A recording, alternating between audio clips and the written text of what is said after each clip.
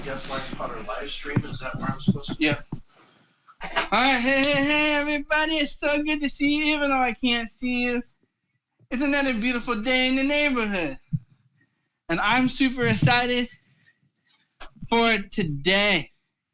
It's been a long time coming, but I'm super excited. So today, kind of the schedule, we're going to go pretty much all the way to, I got to turn the air conditioner off.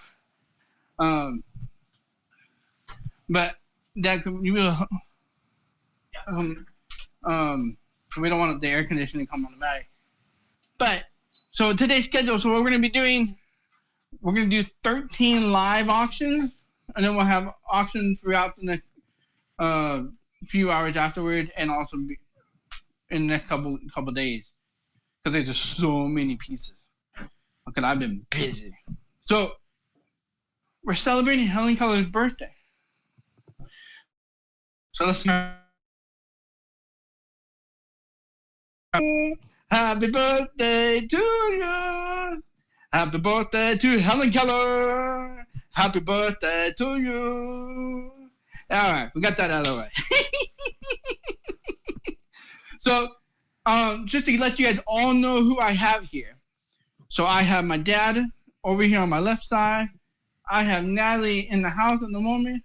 She's going to be pushing the TikTok out there. And we're going to be making this happen. It's going to be a beautiful day. And we're going to be living beyond our challenges. And I'm super excited. And I hope I didn't lose all of you because of my birthday song. But I think you all love me anyway. All right, here we go. So I'm going to be throwing 10 pieces. They're all these bags over here on my right are 10-pound balls of clay. Throwing 10 pieces. So if you want those pieces, go ahead and get them. And then after this auction, we'll be introducing the first piece going live. And it'll sit right here next to me. And I'll tell you all about it and throw the next big piece. Sound good, everybody? All right. Let's go get it. So Vince, go ahead and play the first video.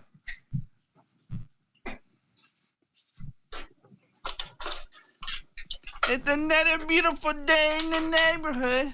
It's good to see you, even though I can't see you. Today, I'm going to tell you a story. We're going to watch this clay.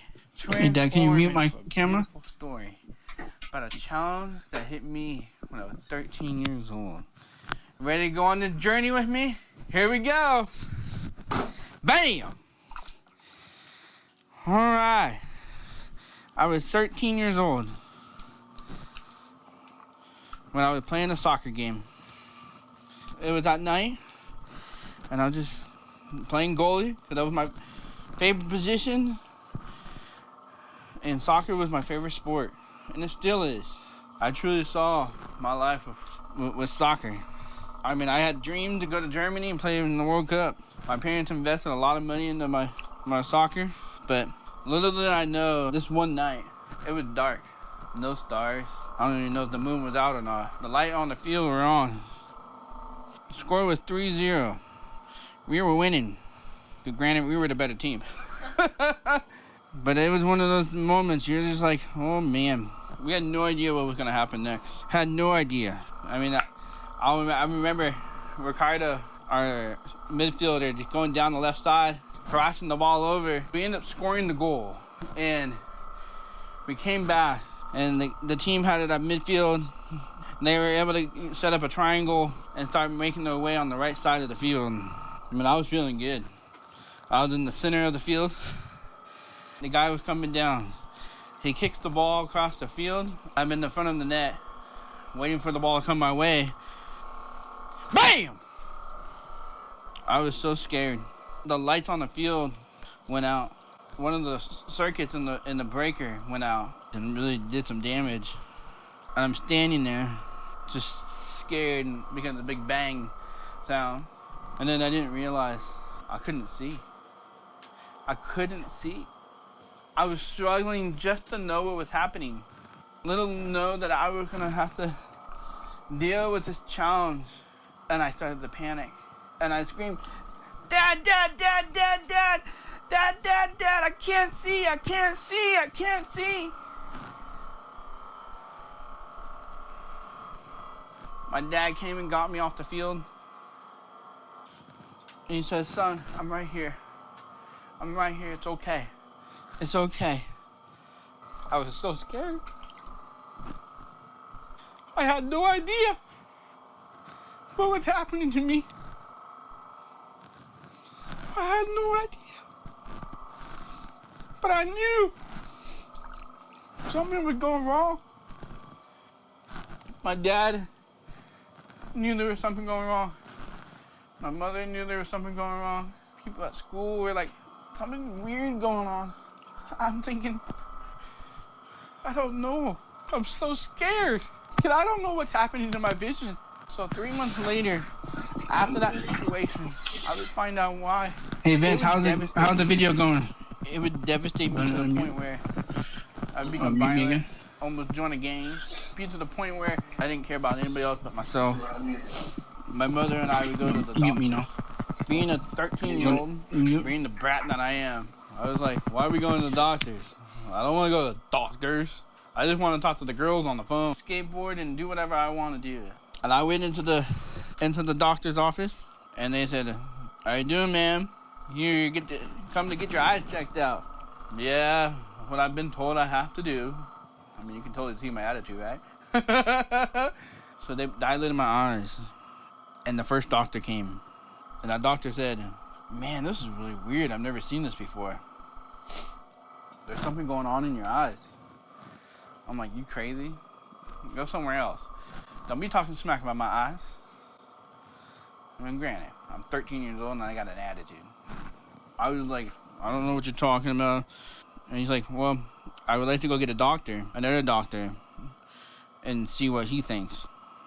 So that doctor came and took a look at my eyes, and he goes, yeah, I see something. There's something there. There's something there. I'm not sure what it is. Well, what are you seeing? You blind or what? Come on, speak up and give me the details. But they sent me out of the room, and they said to me, hey, you and your mom go get something to eat, come back, and we'll get a third doctor to make sure that's an expert in what we're thinking it is. Because they didn't want to tell me what it was until they knew for sure. So they got the other doctor. That doctor came in and looked at my eyes. She's like, yeah, you guys are correct. I'm like, what are you correct about? What are you smoking over there, you know? And you guys are looking at my having a party around my eyeballs. And he just telling me, what I'm about to tell you is a life-changing situation for you.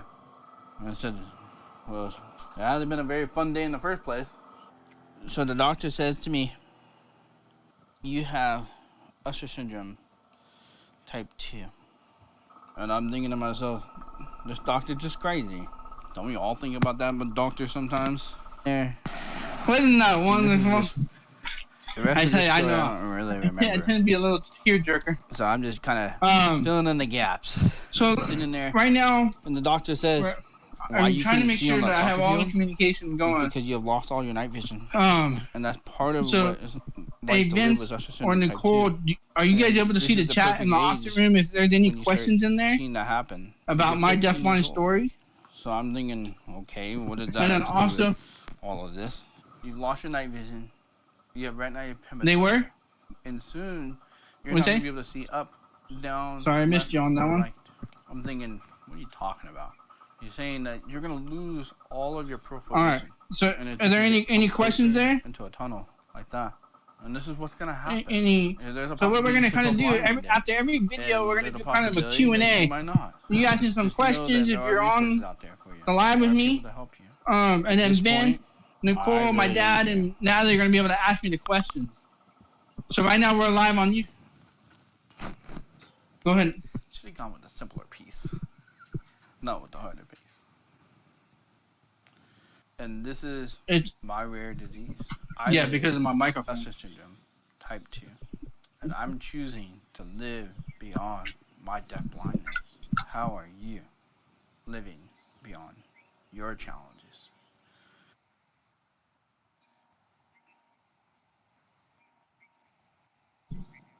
Oh, okay. This is more than a mirror. This is a portal So we're having some technical difficulties. The DeafBlind Potter is trying to make this happen.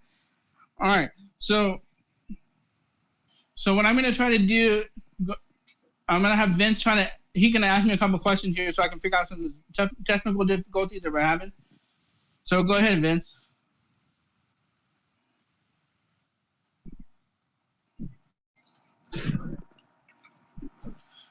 Okay.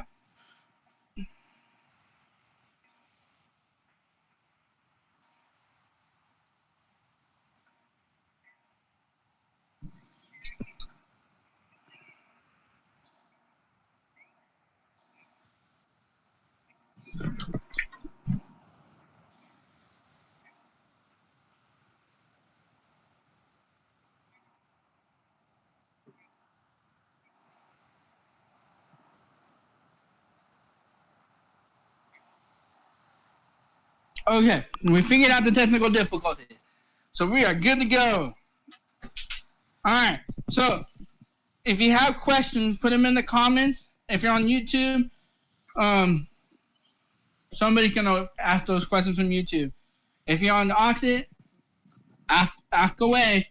And then somebody on the team, so we'll have Nicole, would you be able to read me the comments on Oxid?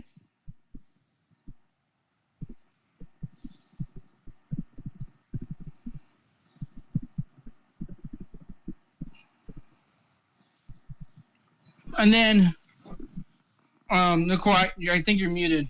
I can't quite hear if you're saying something. And then we'll have, Dad, do you have the YouTube feed? I'm sorry? Do you have the YouTube feed over there? Yes. All right. Any questions there? No. Okay. Yeah, go ahead, Vince.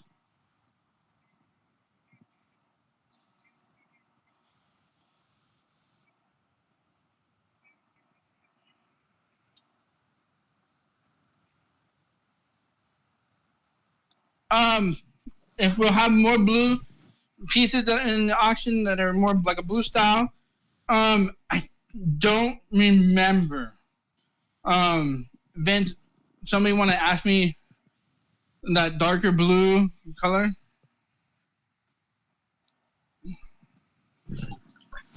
You see,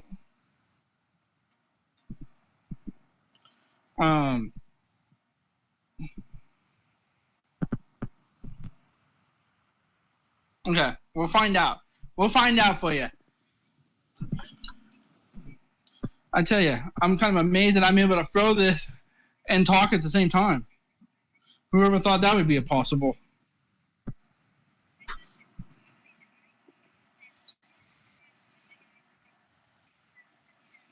Okay, so there will be more blue vases coming.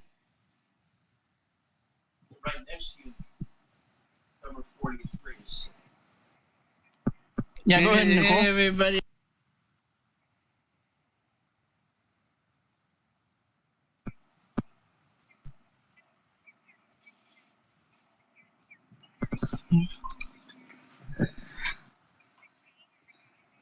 So you have to wait until the third hour to figure out how I get to my Potter Steel.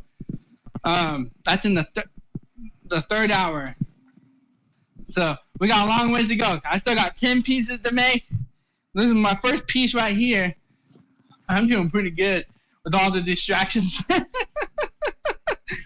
But we're making it happen. Right? We're living beyond our challenges.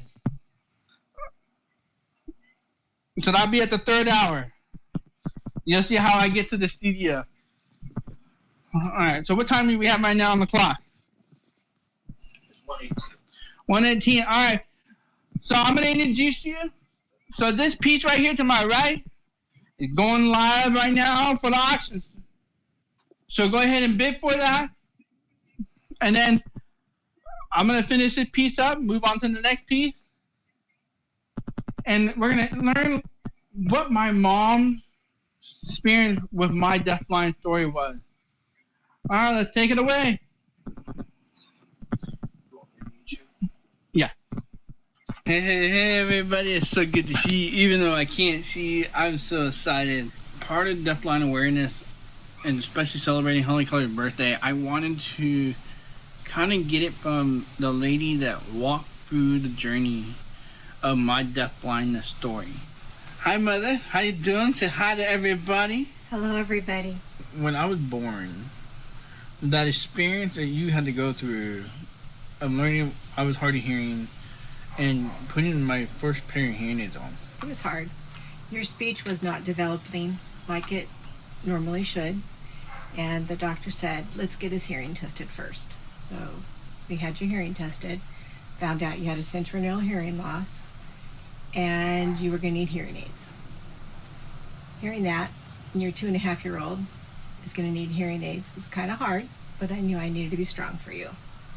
So the day that I can still remember you sitting on my lap at Children's Hospital, the audiology department, as they were putting hearing aids on you. And I knew I couldn't cry because I had to be strong for you. But do you have any idea what it's like to keep hearing aids on a 2.5 and 3-year-old? It was a challenge.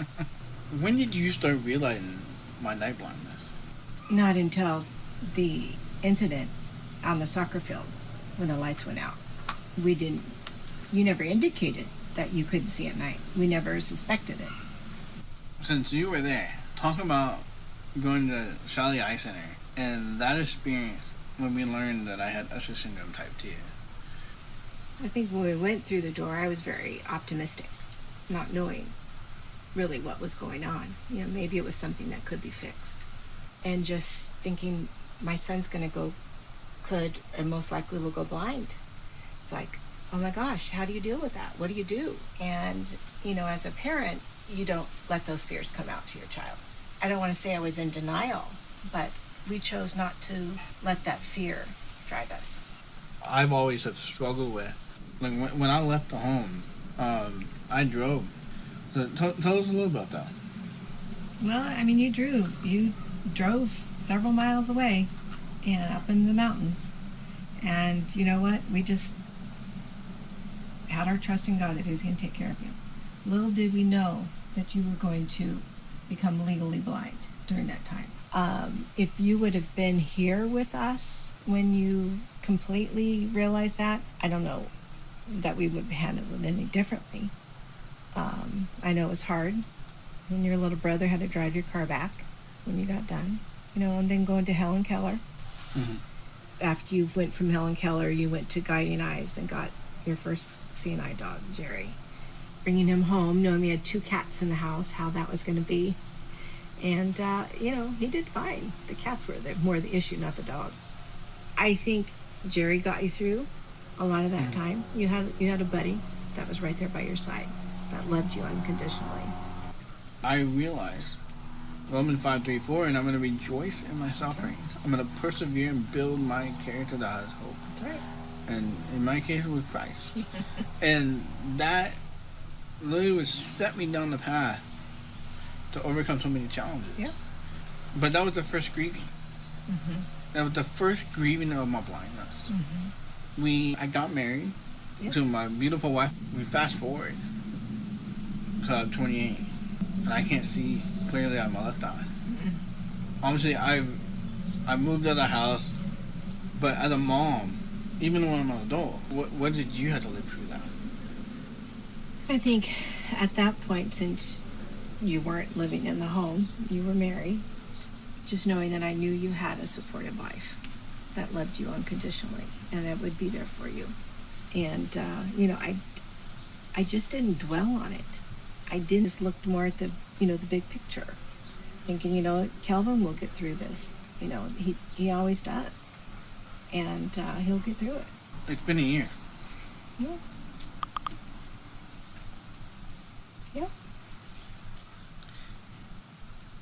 You know, and it's hard. I mean, obviously I see you every day, and you're not able to do. You can't see the little things that you could see before. You can't see anymore. And I know you want to be independent and you want to be able to do everything on your own, but you also know you have a mom and dad and a wife and a family that is here to help you and to give you the little to be your eyes when it's necessary. I mean, the things that you can do, I couldn't do seeing. So, it's pretty, remarkable. And, Dad and I are proud of you, what all you've done and you've accomplished. This is just another challenge.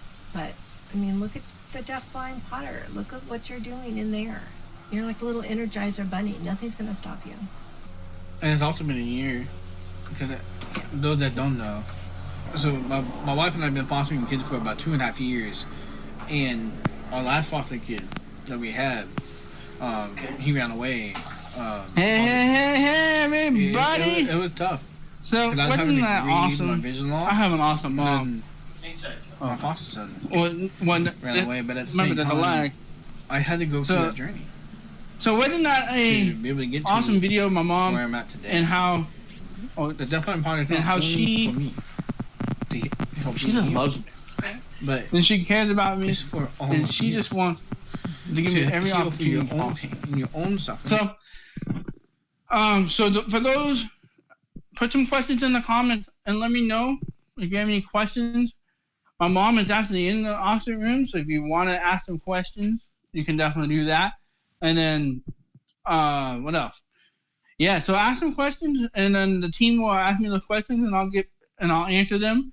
We'll leave about 2 to 3 minutes for that, and then we'll close this auction currently of these pieces. This piece right here, so that's currently for bid right now. So go ahead and keep bidding, and then we'll move on to the next piece, and we'll go to the next story.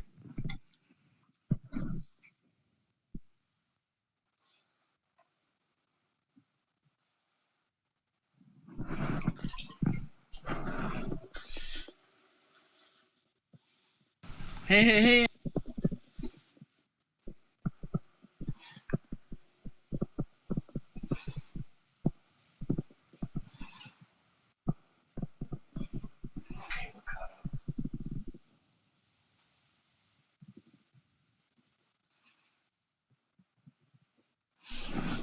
So any questions?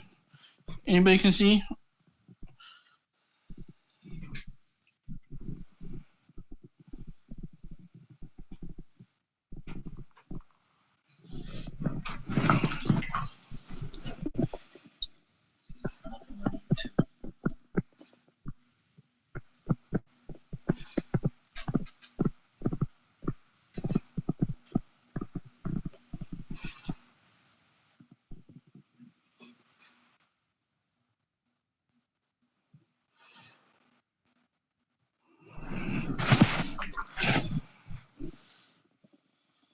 So I've got 9 watching now on YouTube.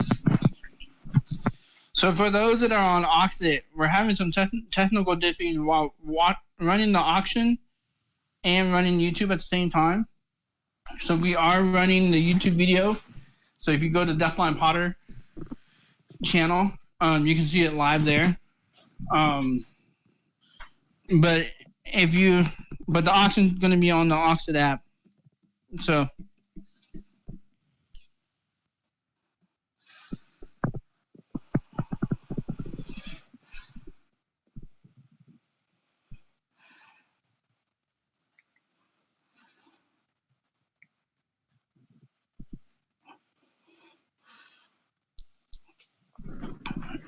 How we doing, guys? On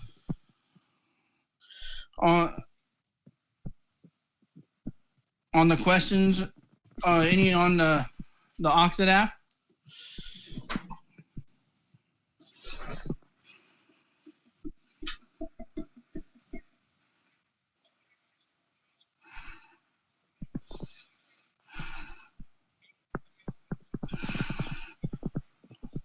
Yeah, let me see what. Okay. Go, Dad, can you go see if Natalie can make it public on the YouTube? I think that's the issue that we're having.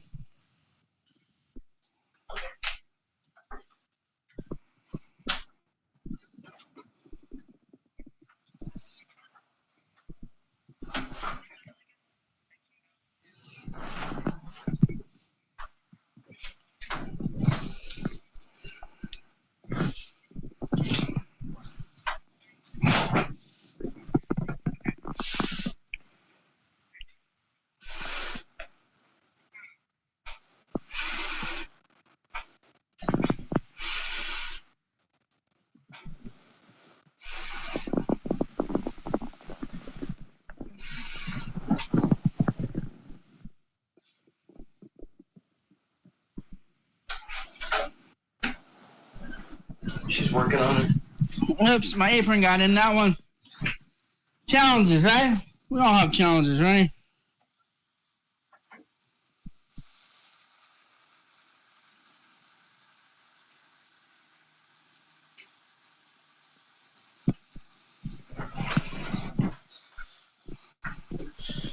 All right, everybody. The auction's got 2 more minutes left in the auction. So here we keep going. I'm going to try to solve this piece because this one got a little out of control.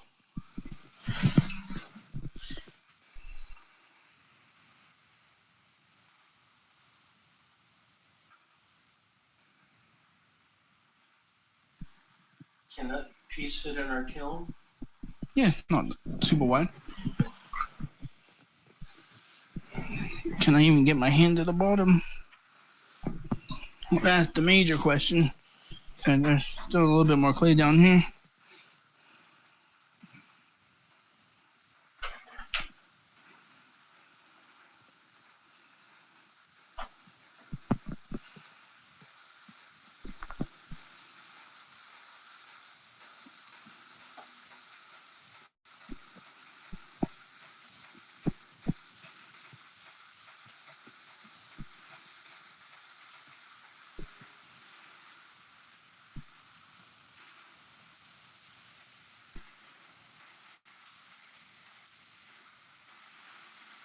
Bam! Yeah! Woo! Isn't that amazing? All right. So, I think this auction's about ready to end. And we'll move on to the next one. Is that right, everybody that are on my team?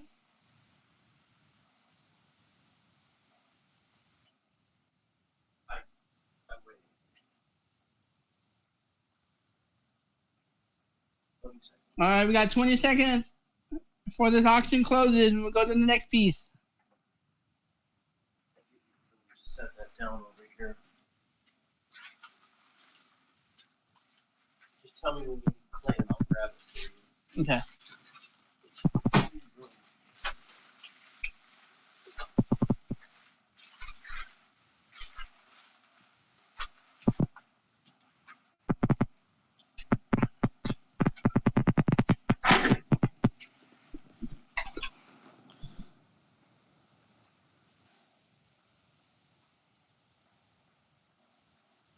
They're wondering that's your dad.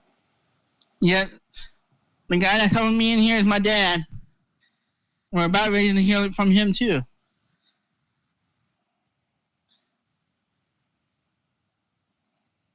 Ooh. Hey, everybody! I'm So good to sweating. see you. So It's I'm hot going to in here. introduce you to my father, and welcome, Dad. Hi. Thanks. And as we started learning, my DeafBlind story is quite complicated because of my challenges with Usher syndrome type 2. There are multiple stages of the grieving process. Dad, can you tell us a little bit about what do you remember All right, when the you auction's learned that I was hard closed. of hearing? And we get ready to start the second when you were auction. first diagnosed Here hard we of go. hearing, you were about 2 years old. I remember Mom and I having a discussion of where do we go from here. We knew that some parents tend to, they ignore it or they are in denial, but we just decided that we were going to embrace it as another challenge. Honestly, we didn't really know, we didn't know what we were doing. I mean, you know, we were just trying to be good parents. There's no instruction booklet with this whole thing. So we chose to raise you as a hearing child. I know some people might disagree with that, but we didn't know any better. That's the interesting part about this conversation. We didn't, I don't know, maybe there are more resources now and they're more widely available, but when you were diagnosed, we were working with lack of information. And I think that brings it into, as a father, and I think you and I, we've had many conversations about this, is you just wanted to help me. Yeah. And you wanted to make sure that I was going to be okay. Yeah. And that I had the right tools. We just chose to treat you like any other child, not ignoring the hearing problems that you had, or later on any of the other problems that you had sight-wise, but we enrolled you in baseball and enrolled you in basketball, and I coached a bunch of stuff with you, and we got you involved in just everything. You were a very busy, athletic young man, and we didn't know any better. This was the best we knew how to love you and raise you. So let's fast forward a little bit. Go to that night. At that time, you were on a premier level soccer team, and we were scrimmaging against a team out of Tijuana, I believe. The transformer blew, and all the lights went out, and that place was pitch dark. I mean, it took a long time for everybody to get their night vision, but once they did, they grabbed all their stuff and started walking out the field. But we knew there was a sight issue. We just didn't know what it was.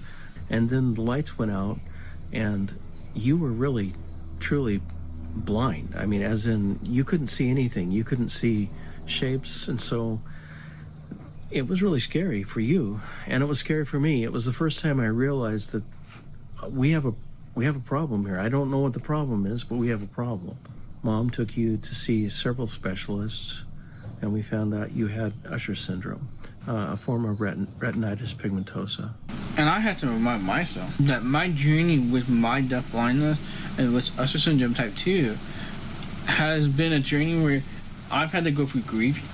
Sure. But did it ever give you peace knowing that I felt okay? Yeah. That doesn't mean that we don't disagree. I know that you're okay, and I know this isn't going to stop you, and I know that all of those challenges that we went through when you're younger have led to a resilient young man who perseveres even when things don't go right, and you show character. You took me out to Helen Keller. Yeah, I did. Why don't you talk a little about your memory of taking me to Helen Keller National Center and that journey? Yeah. Well, I remember it was the middle of, I think it was January. So you had already been away from home up to Hume Lake Christian Camps and also the Joshua Wilderness Center for a year. So it wasn't like you hadn't been away from home. Mm-hmm. It's just that this time you were truly blind. So we got on a plane together and went back to Helen Keller Center. It was scary. I mean, this is New York City. I've been there, but you hadn't. The Helen Keller Center took good care of you and gave you tools. But I think the most important thing that happened back there was the relationships that you formed in the city, and me releasing you to do whatever dangerous things you chose to do. Sending you to Helen Keller was tough, but I knew it was the right thing. And I think when I came back from Helen Keller, I think all of those events are how you develop character, resilience. Strong men need to go through challenges. Lord, I had no idea how many challenges would have gone through. Even, it's not just with the eyesight or the hearing, but trying to open up businesses and the disappointments. It's just one disappointment after another, and then you have something positive happen, and then 2 more disappointments. Each one of those is a grieving process for us. It's been a year. No. Mm-hmm. I'm losing the clarity in my right eye. It's going to be this painful. Mm-hmm. Normally, I can make the transition pretty quick through that grieving process. It really is an analogy for all of our lives, the potter and the clay. And I think that the part for me, it's just mind-blowing, is I didn't realize how much I needed it. And then telling my story and the power of the healing I'm able to go through. Sure. To mourn my pain. And do it joyfully. There are moments when you don't feel like being joyful, I'm sure. True. As we talked about, we have a choice to mourn our grieving process joyfully or sadly. Yeah. And this is the result of mourning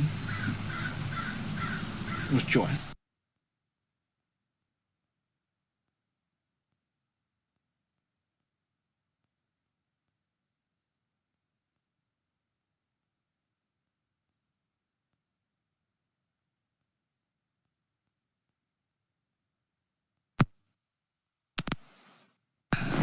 So, Dad, come over here. This is my father.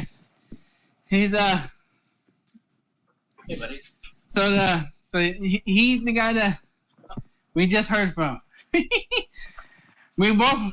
I mean, if you really know, my father and I have a very similar personality, and we have a very sensitive heart, but a heart that works hard, overcomes our challenges, and just faces them. And I think the one thing that I love about my dad's interview is we have to choose how we're going to grieve. You have a choice. Are you going to grieve with joy, or are you going to grieve with sorrow? Because if you grieve with sorrow, you're going to struggle. Because you're going to just stay there. But I tell you, if you grieve with joy, it's going to give you so much opportunity that doesn't allow you to stay in the rut that you're in.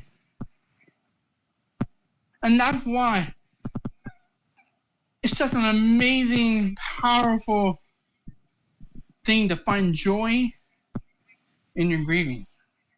It's not easy. I will never tell you it's easy. But I will tell you, it's so much more rewarding than trying to grieve with sorrow. So, Vince, how much time we have left on the auction? All right, so we got about 6 minutes left on the auction. Sounds like there's some bidding war going on in there as well. If you have any questions, put them in the auction app or YouTube live stream. And we'll go from there. I'm gonna go grab the next piece. Okay. I'm taking off my headphones. I'm gonna go out the back door.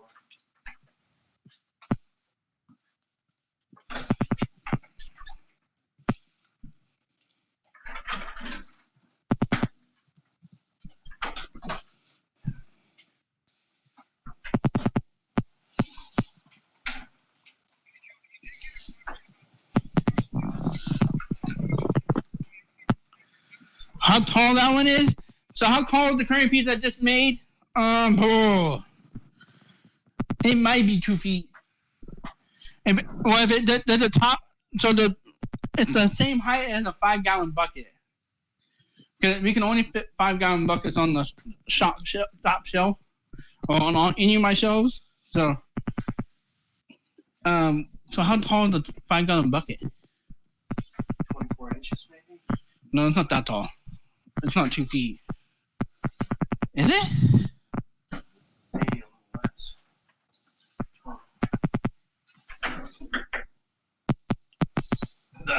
That piece you just made Yeah. is as high as we can go. Yeah. What's in the studio? I have limitations.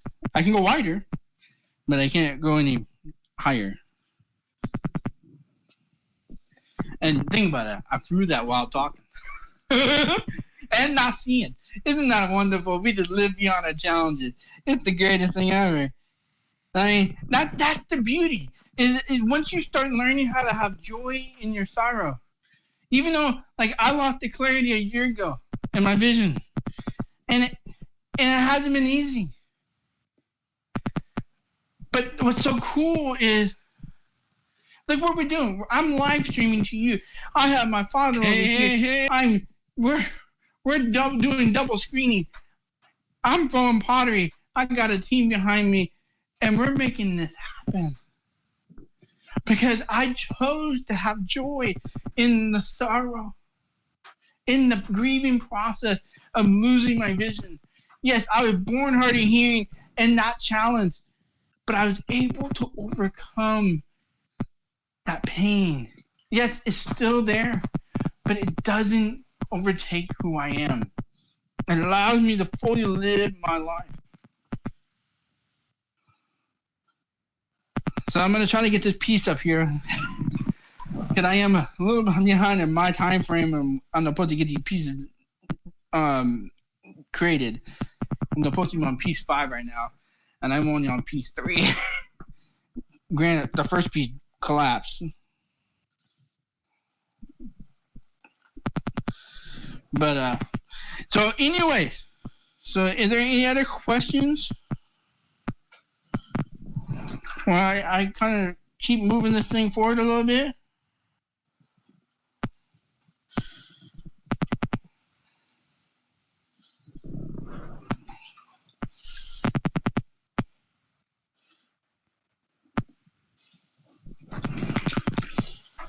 All right, we're making great progress here.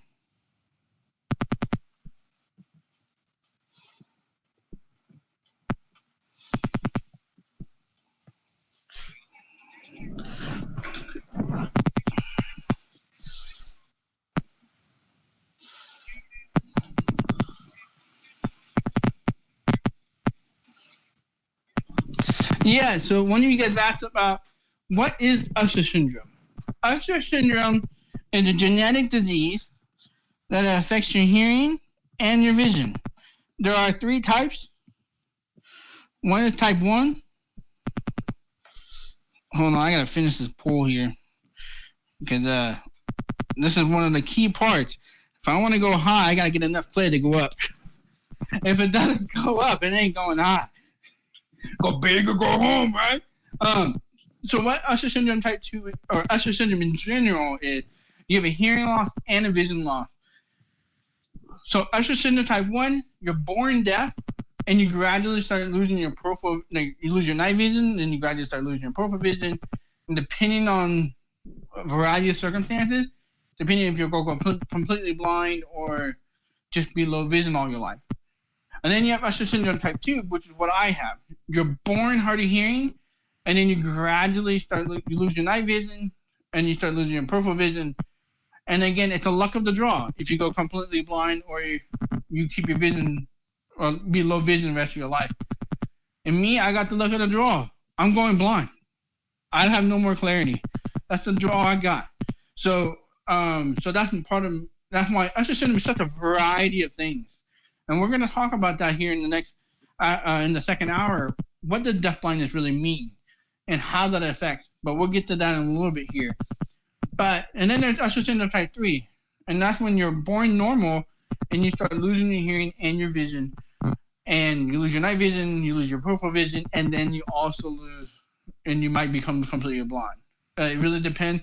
Usher syndrome has a variety of levels. It depends on the gene. It's all genetic. That's one thing. You have to, your mom and dad, they got to make a baby. The genes got to come together. Here we are. That's typical biology, right? So that is, both takes mom and dad. It's a muted gene. They have to come together to make that Usher syndrome happen. So that's why in the deaf community, Usher syndrome is actually fairly common among deaf couples because, again, it's a muted gene that both couples have to have, or both individuals have to have. So that's what Usher syndrome type, or Usher syndrome. So.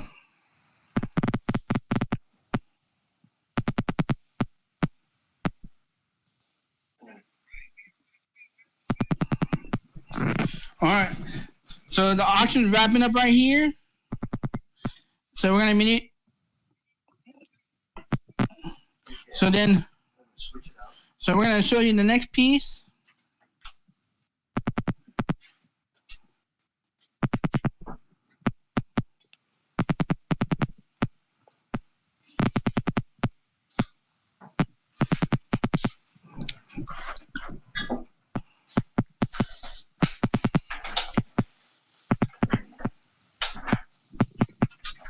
Okay. So this auction going up. And I'm going to introduce you to an amazing friend of mine. So let's watch that video. Hey, everybody. It's so good to see you all, and I'm excited. This is the red-haired lady that had an impact in my life. And I want to introduce you to Kathy Silver. I call her Miss Silva because she was my 4th, 5th, and 6th grade teacher when I was in elementary school. And she got to go through the journey of my deaf blindness. And now I want you to meet Miss Silva. So welcome, Miss Silva. How you doing? I'm doing great. I am a big fan of Kelvin Crosby, but fortunately, he doesn't know this, but everybody else does. It's been a lot of years and the hair's not so red anymore, kiddo. Hey, but you're right. Beauty of being blind, right? I keep you young all the time. There you right? go. There you go. There's a positive in everything. What got you into special education? I started working with a friend who was working in PLP, and I fell in love with the program. And I realized how valuable it was and how needed it was, especially in Christian education. I loved it. I was there for 25 years, and I loved every minute of it. So tell us, what is one of your biggest memories that you still live with me being in your class? We're talking about bargain bucks, aren't we? Yeah. Yeah. You know, Kel, we had a little reward system going, as you know, and we had class bucks. They were called bargain bucks. Printed our own money. And did you hear that? It corresponded with... She prints her own money. I don't know if that's legal. It is true. It is true. Not everybody knows that, and I'm not sure if I want everybody to know that. However, it's true. Although I don't do that anymore. It was valuable, though. It was valuable at the class store. We had a really cool class store, and we would have it 3 times a year, and it corresponded with grade reporting. It was just a fun time. We had treats, and we spent the store money, and we played music, and we danced, and we had a great time. Now, the kids loved it, and they treasured their bucks. Kelvin got mad one day. I don't even remember what you were angry about, but it was some issue that you felt was not probably a fair policy. and you were kind of angry, and you came over to me and you handed me all your bargain bucks, and it was just a short time before the store. And I said, Kelvin, you can't do this. You will be so sorry. I mean, I was ready to cry. It was breaking my heart because I knew how sad you were going to be, and you were such a cute little kid. And I knew you were going to be so sad. And I said, oh, honey, don't do that. Don't do that. And we talked about it, and you were absolutely determined. You left them on my desk, and you refused to take them. And I was heartbroken, and I lost sleep over that one because I knew that everybody would be spending their bucks, and you would have gotten over whatever the issue was in the few days that it was before the store. And I knew that you were starting to think about it. About it. So what did I do, Kelvin? I did something that probably everybody would tell you not to do. But I couldn't help myself. The crazy thing is being a foster dad and knowing my wife, and she does the same thing you do. And so what she did is she put the Buka bucks back into my box, and that way then I could still participate in the store. I did do that, and like I said, a lot of people would say that wasn't quite the right thing to do. But you know what? Sometimes you have to help kids out. When I was in 6th grade, after the soccer game, and we were all realizing that my night blindness was getting worse. You traveled that journey with us. It's interesting because as sad as I was, and because I loved you dearly, yet on the other hand, I think your family and you are so inspirational, because I will tell you something about your parents, and you know this better than I do. They never give up. Mm-hmm. They never give up.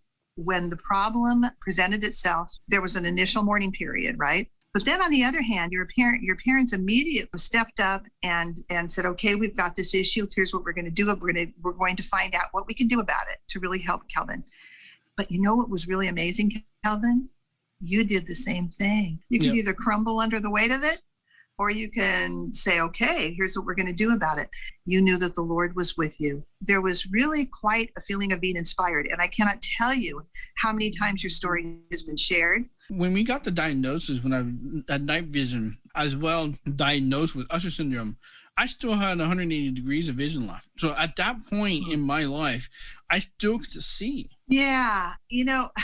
Here's the thing. One might expect a young man to call and say he's legally blind. One might expect a young man to be just devastated. But Kelvin, again, it's always been inspirational because you have always been determined to not let even the most crushing of diagnoses hold you back. There's always been that little element of hope. You never give up. As you've explained it, and as we've heard from my father, and when I was talking to my father, I said, you have to make a choice.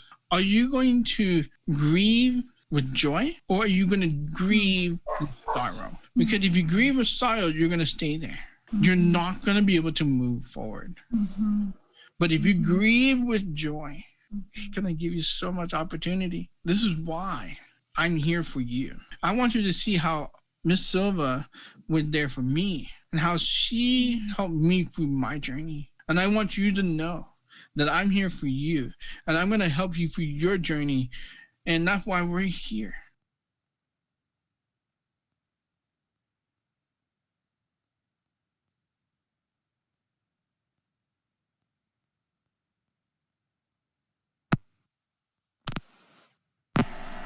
Don't we love Miss Silva?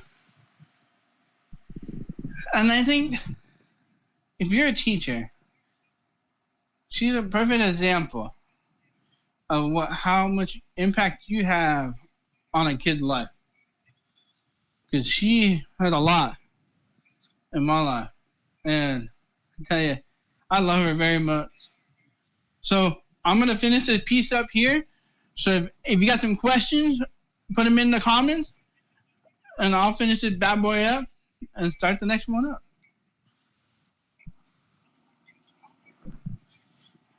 And there's 5 minutes left in the current auction.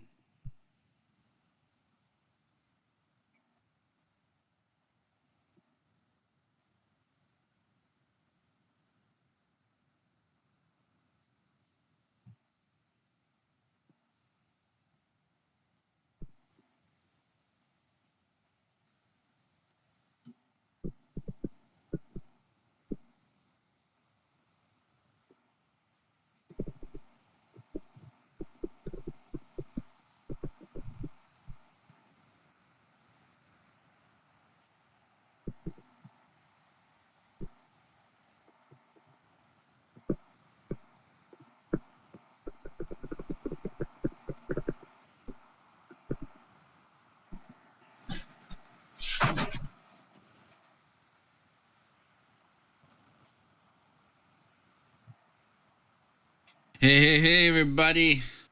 We're on our...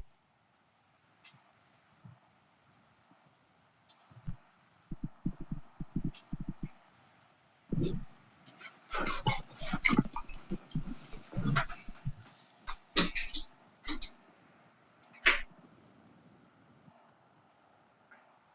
the next five. You are still unmuted. Okay. You're live.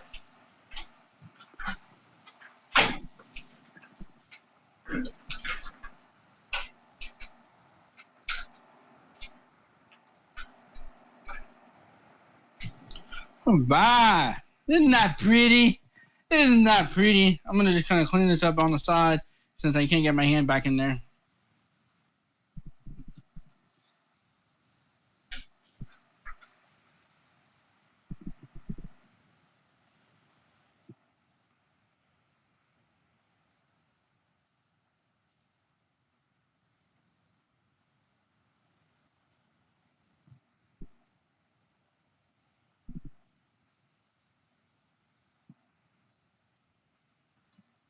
Right. Isn't that awesome? Woohoo! Yeah, baby. Go big or go home. I love that. Isn't... You might have gone too big. Too big? Yeah, we can't fit it on the show. Maybe. I'm gonna leave a bigger base on the bottom too. Oh man. All right. Is the bid done, Vince?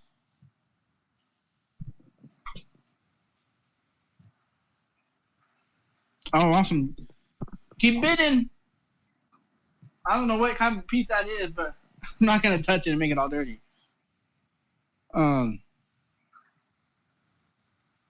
It is one of the All right, minute and a half on the current auction.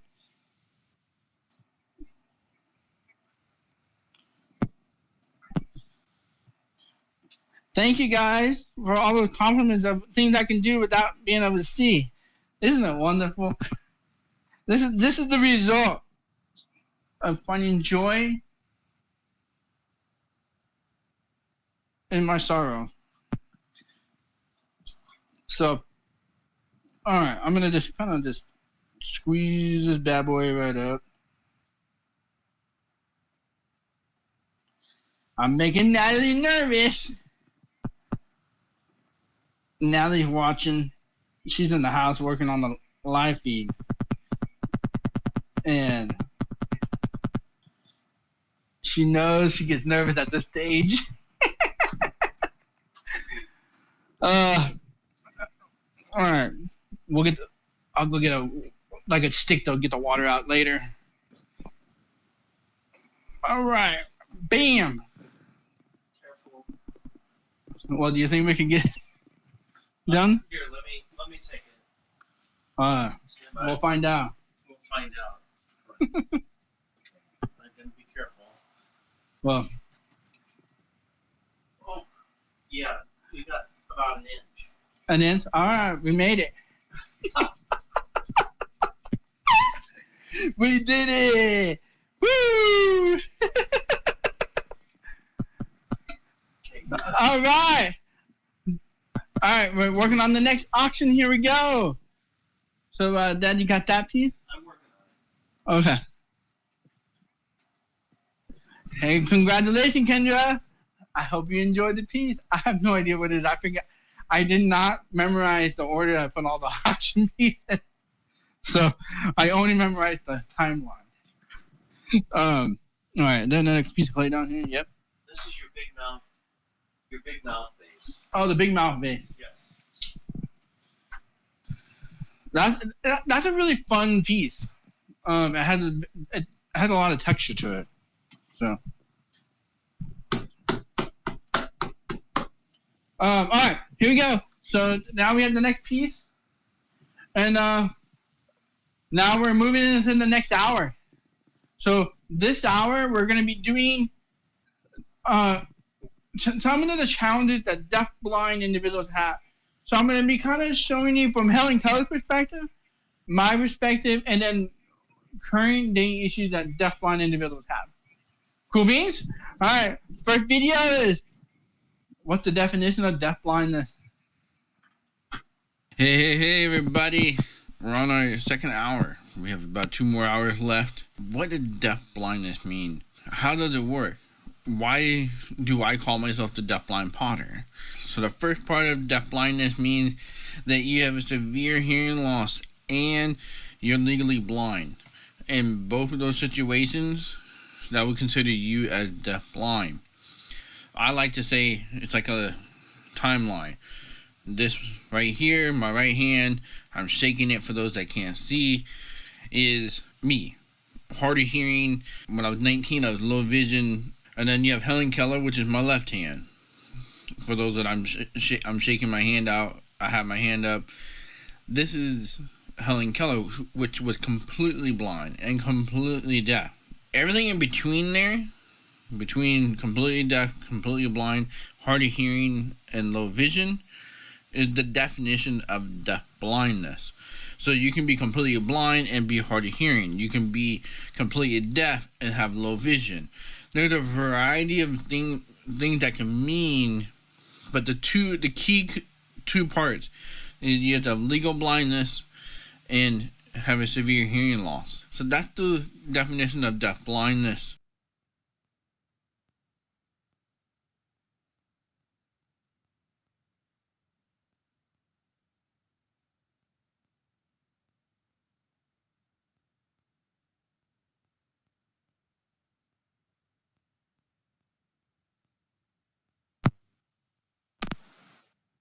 Hey, everybody. So that's the definition of deaf blindness.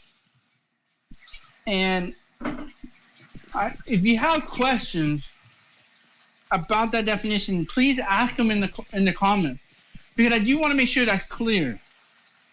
What does deaf blindness mean?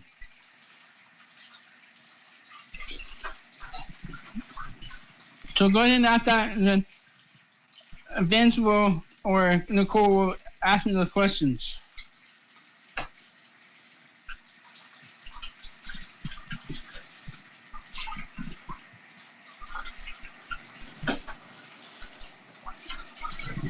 All right, so we have 10 minutes on this auction before we go to the next video. So I'm gonna throw this piece for you guys. Let's see if I can throw it in 10 minutes. Okay, buddy. Here's your tools. You want them inside? Inside the water? Yeah, go ahead.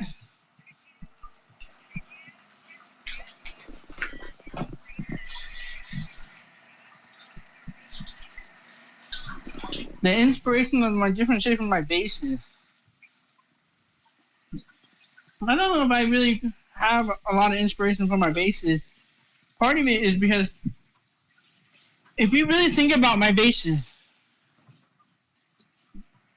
throwing a vase is probably one of the most hardest things to do on a wheel.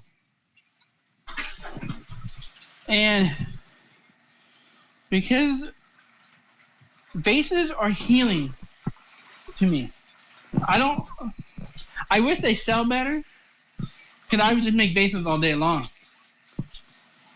But because of the challenge that the vases give, every piece that I make, each vase I make, it's not the same.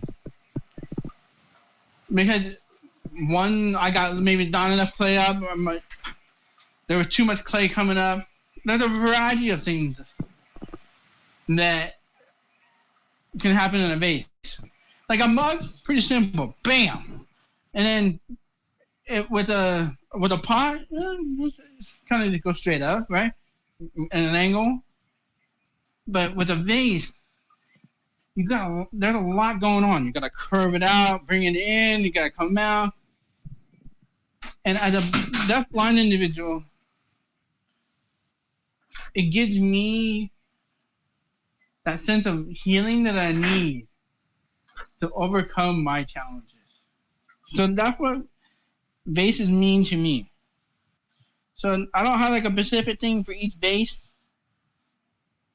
I love throwing them, and I love being able to make them. And so that's why I like making vases. So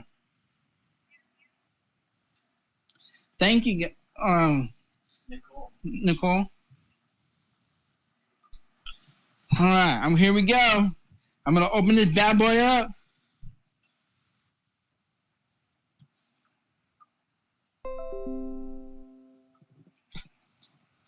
All right, here we go.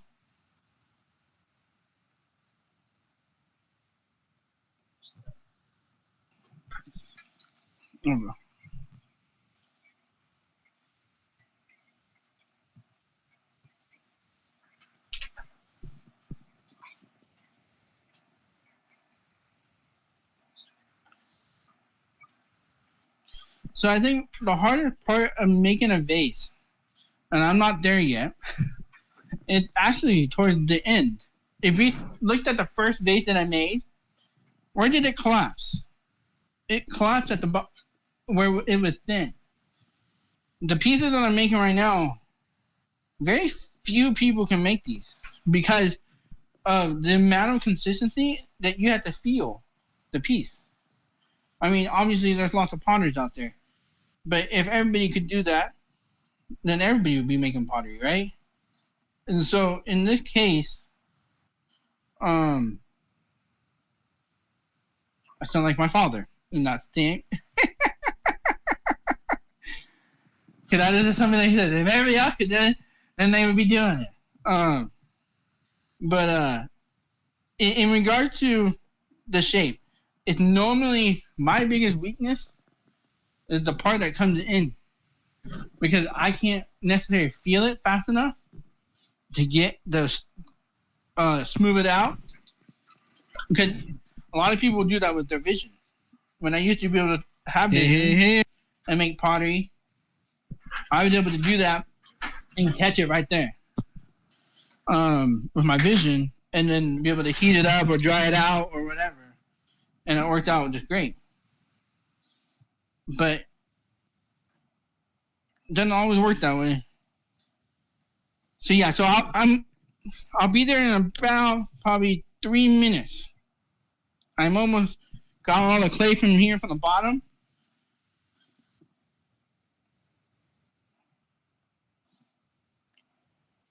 And I gotta get it into the wall so that way I don't leave a bunch of clay on the bottom, because that's the worst thing to do, is to leave all the clay at the bottom. So, are there any more questions about deaf blindness or anything else? So we got 2 more minutes left in this auction, everybody.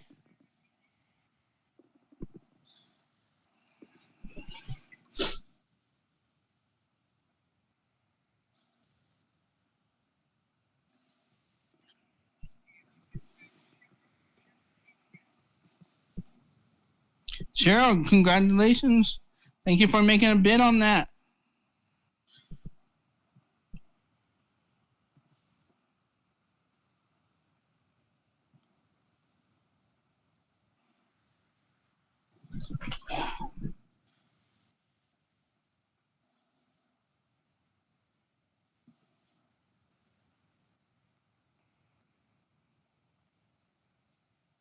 All right.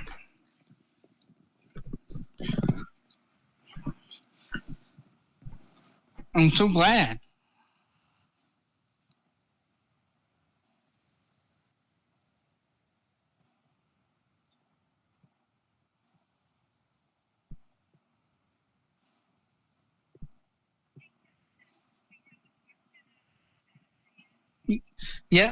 Yeah, I'm ready for the question.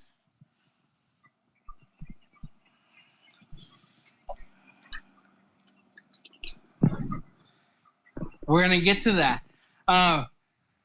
What are the most important things to provide access to deafblind individuals? In 2 videos from now, I'll really get to that. But I think, kind of in a nutshell, communication technology, the training that is needed behind it, as well, being able to have somebody be able to help gain access in the environment that you're in. And we'll get into that here in a little bit here in the next video here. So sounds like we're about ready to wrap up this auction. How are we doing on the auction? And then we can kind of see how we get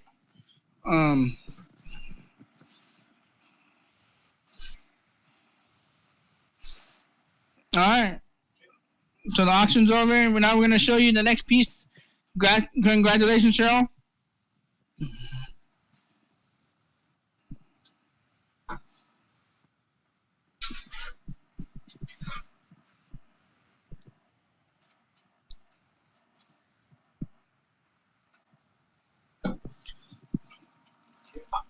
All right, so we're going to play this next video, and it's about the challenges Helen Keller had and the challenges that we have today as deafblind individuals. Hey, everybody. It's so good to see you. Even though I can't see you, it's another beautiful day in the neighborhood. As I've just given you the definition of deafblindness, I want to celebrate Helen Keller and her achievements, as well her birthday today. And lastly, what were some challenges that she had and some things that she was able to overcome? And this hour, we're going to be able to cover some of those situations. Helen Keller, what did she really do? She really helped make women's rights the movement happen, as well give the opportunity for women to be able to vote. And her main thing is that she advocated for people with disabilities to give them independence and give them the freedom that they need. Those are the things that she was passionate for. But there were some challenges that she faced. One was being able to communicate with people. Two was being able to have access to her environment in every situation that she was in. And three, the right tools to be able to fully embrace life at its fullest. By no means was she stupid. She was a brilliant individual. She wrote some amazing books, and she achieved so many things that people with eyes and with ears could never achieve. And that's why I want to celebrate her. Even though she had the challenges, she lived beyond those challenges. You guys have a good one, and I'm looking forward to sharing you more things about DeafBlind.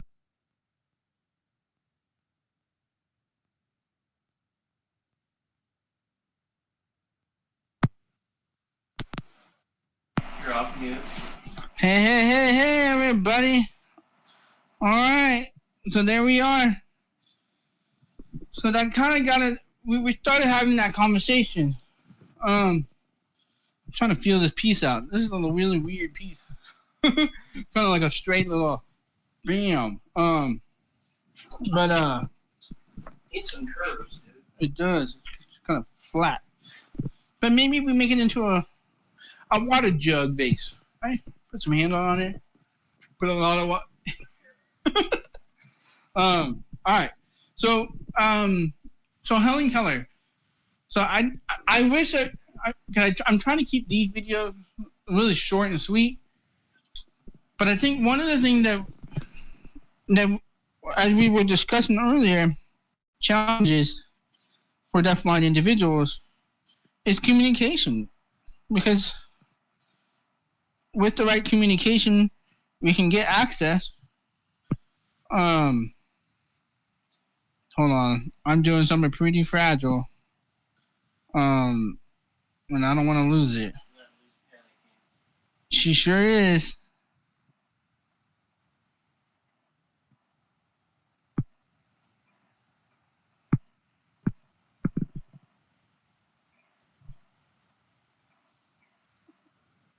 So just everybody that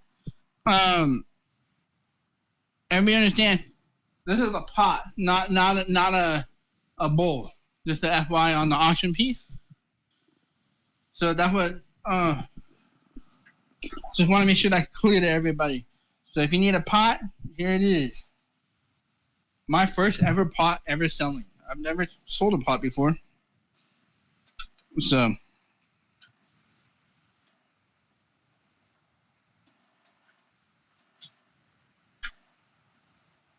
showed them the hole on the bottom. okay.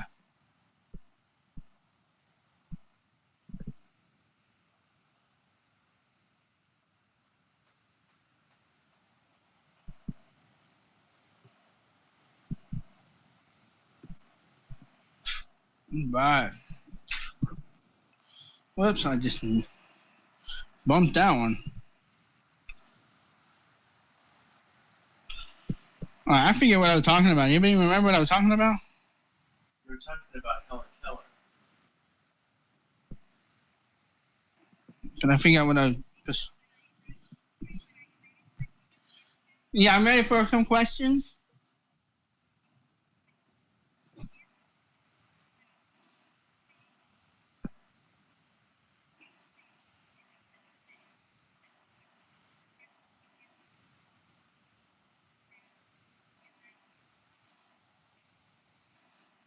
Yeah, so how do I add the two-tone look? Hold on, let me finish this. I can only do so many things at once. So it's really chemistry. So I basically, I guess, what piece is that? Is that the DeafBlind Potter piece? Or are we talking about the new, the matte black with the see, this is where I can't see the pieces anymore. Okay. So how I achieve my two-tone look? The main secret is I'm blind, and I want to be able to cover up my mistakes. So I normally get a stable glaze and a running glaze together. So that way you can't see my mistakes because the glaze heals the piece. So when an issue or something like that, I can use the running glaze to cover up my mistakes because it's hard to keep my hands, keep the piece wet.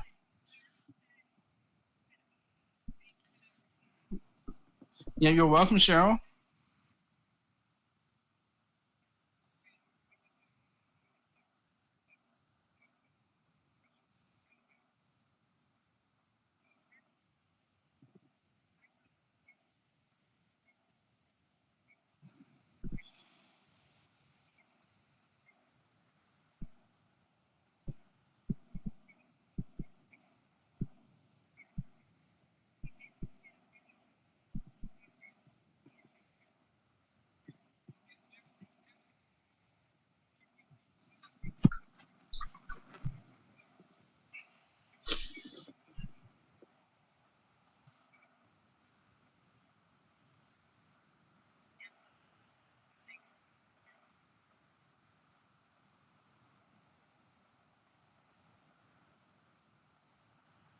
Okay, you're still alive.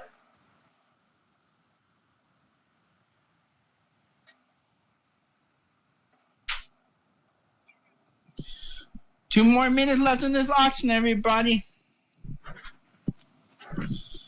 Man, this is looking great. That is gorgeous. You're looking a little wonky around the tip. It gives it character, Dad. It gives it character.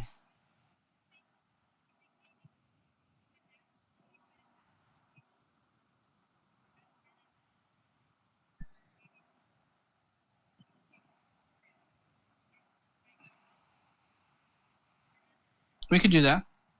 So we're gonna shorten up the next couple auctions coming up because we're running a little bit over time. So that way I'd be respectful of everybody's time here. So we're gonna run this next auction after this one. It should be closing any minute now.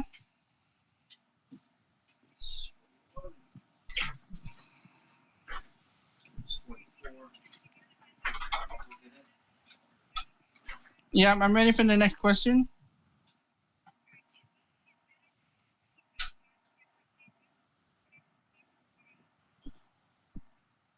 Kind of what I'm doing right now. This is definitely not easy. What I'm doing right now, because the lip is not being nice.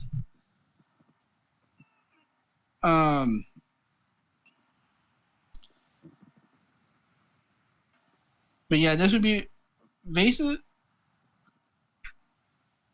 Sorry, I am focusing. All right, so I think I'm done with this piece almost. All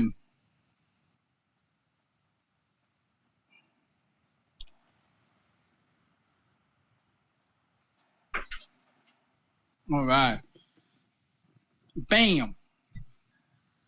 So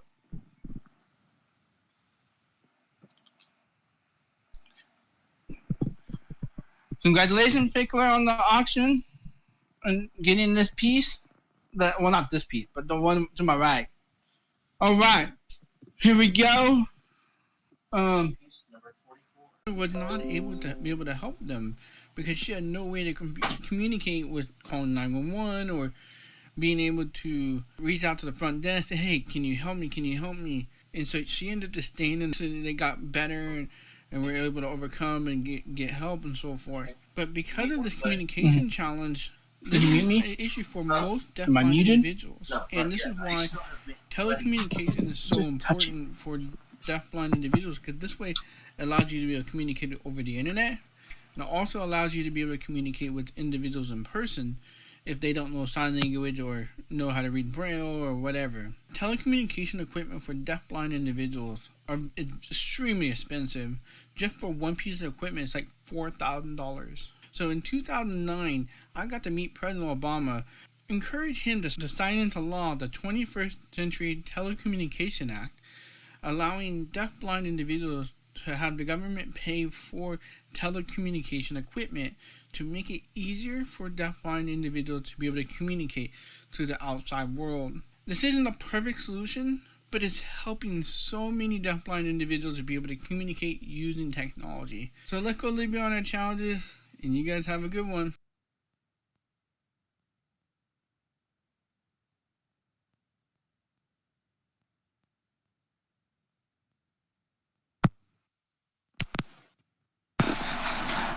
So you can tell this is my first time doing this live, but we're figuring out the kinks as we go. So in regards to telecommunication, it's in a lot of ways. This is one of the key things for deafblind individuals, because like we were discussing earlier, is if we have telecommunication equipment, and the one thing I didn't talk about in the video was we also need training, because training is also another key component to using this equipment, because it's not easy to use. And so that's why. Well, let me just get this stuck on here. Well, this ain't stable. That's all right. So, in regards to telecommunication, basically, if we think about if we have the right technologies,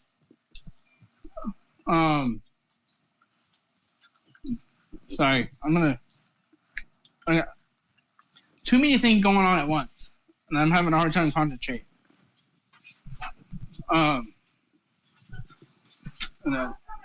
All right. There we go. Got too many things going on. All right, here we go. So we have Natalie in the help me support me a little bit while my dad's taking a break. So basically, telecommunication will allow a lot of opportunity for deafblind individuals. But one of the biggest challenges with that telecommunication equipment is it's not easy to use. And that's why it's important that we continue to help deafblind individuals learn this and really get a good grip of it. And I've been so proud that I was a part of that the 21st Century Telecommunication Initiative Act, and allowing me to be able to have the technology. I mean, think about what I'm doing right now. None of the equipment I'm using right now came through that project, but this is telecommunication that we're doing.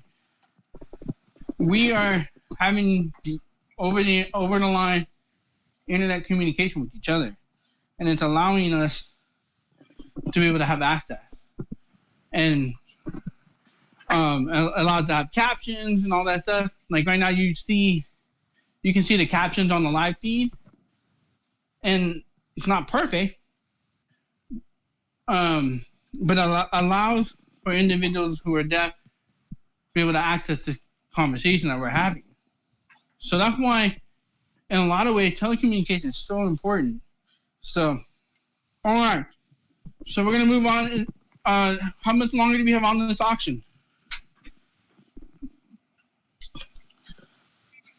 All right, we got 3 more minutes. Are there any questions? President Obama. It was a pleasure for him to meet me. That's the key. It was a pleasure for him.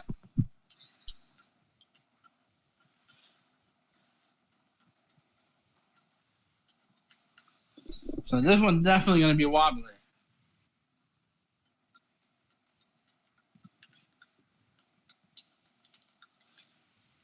I have bandwidth issues again.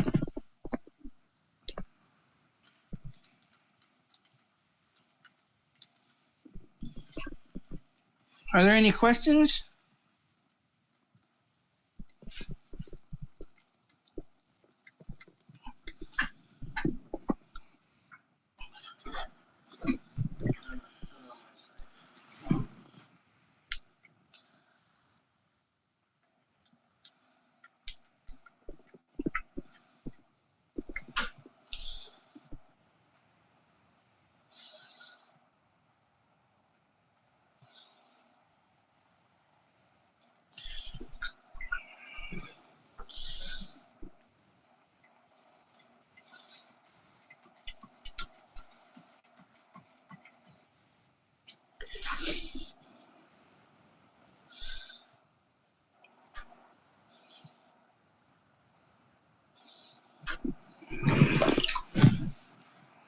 All right.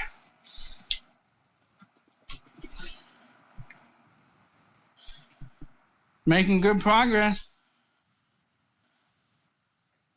Well, how many pieces have we done? 3? Yes. We've done 3 pieces. All right, here we go. All right. Trying to figure out what shit to make this one though. Because this one's going to be a really wobbly piece. Because the bat that I'm using is a little bit warped. But it's alright. Alright. Make some progress. Bam.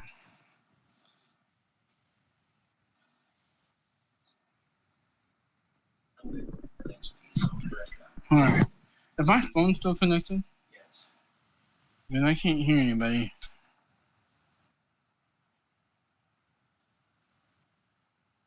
It's still connected. There's just nothing going on. Okay. We got 20 more seconds left on the auction. And then we'll move on to the next video.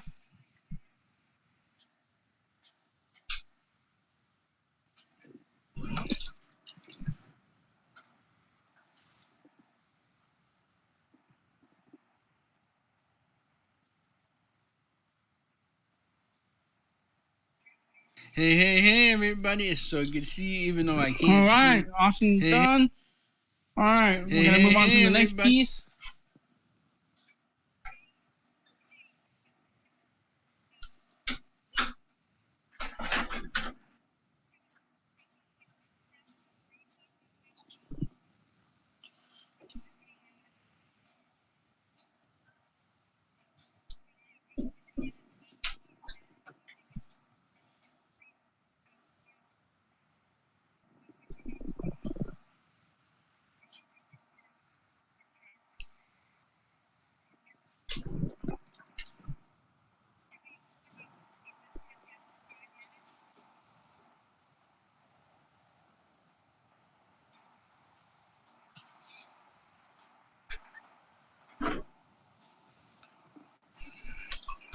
All right.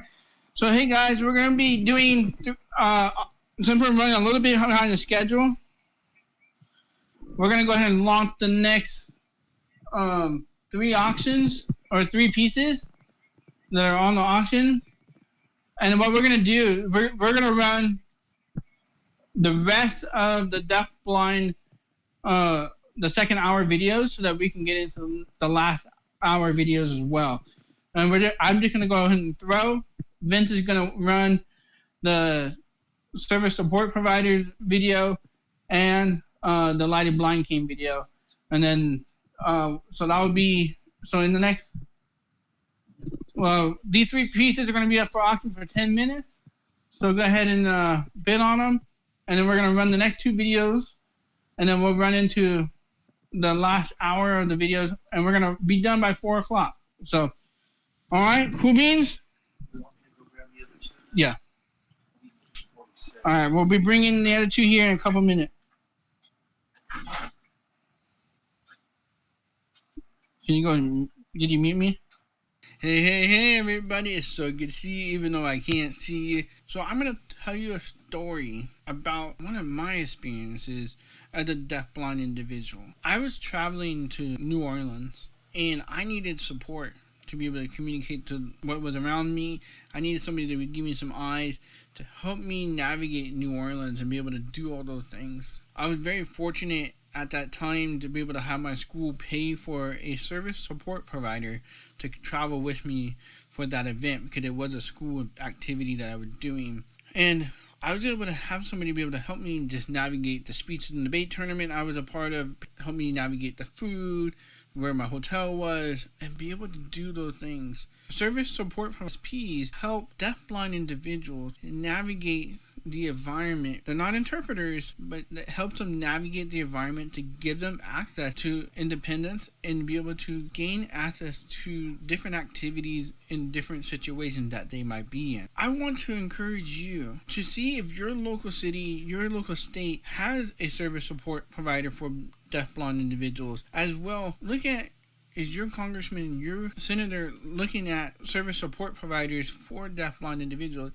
Because this service is so important for deafblind individuals to have access to the world and be able to go to the grocery store, be able to travel, to be able to go to school, be able to do a lot of different things to give them that independence. Who was Helen Keller's service support provider? It was Ann Sullivan. She was able to give Helen Keller the opportunity to the world. That's why service support providers are so important. You guys have a good one. Go live beyond your challenges.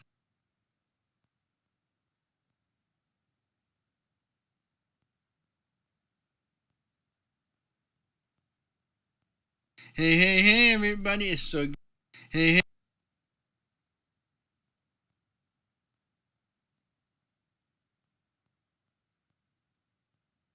Hey, everybody. It's so good to see you.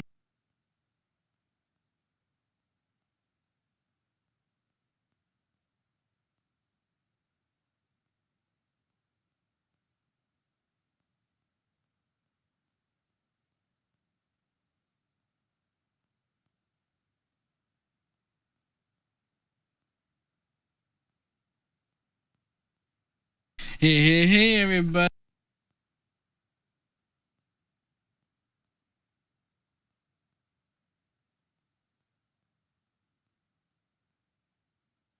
Hey, everybody. Good to see you, even though I can't see you. I saved the best for last. I want to tell you about a story of a friend of mine who is blind. She was standing on the curb, ready to cross the street. She taps her cane right and taps it left, telling everybody in the intersection that she's about ready to cross the street. And so she steps off that curb and goes 1 step, 2 step, 3 step, and she making her way. And she hears this car just coming through the intersection. Boom! She gets hit by the car, sends her flying, knocking her cane out of her hand and breaking it, breaking her arm, breaking her leg, tearing her ACL, taking away her independence. This problem affecting one of every per person. This includes deaf-blind individuals. I've been hit by a car 3 times in my life, but I'm solving this problem by creating the lighted blind cane, allowing you to see me traveling anywhere I want to go and safely. This cane allows you to see the cane from 50 yards away. A normal blind cane, you can only see less than 10 yards away. This cane is already proven to show that this cane, you can safety around you because cars are reacting to the cane. This is why I created the lighted blind cane, allowing you to see me traveling anywhere I want to go to solve this problem. So you guys have a good one. I'll see you in the next video.